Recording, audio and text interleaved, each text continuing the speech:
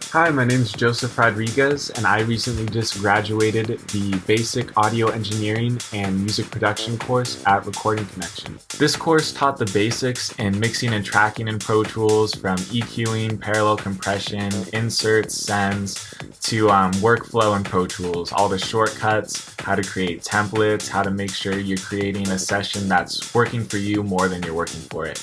My favorite part by far of Recording Connection is the hands-on internship you get, the ability to work with a mentor in person or through online studio sessions and see real sessions, real artists, real workflows, and basically get a gauge for what the industry actually is beyond just the mixing and mastering.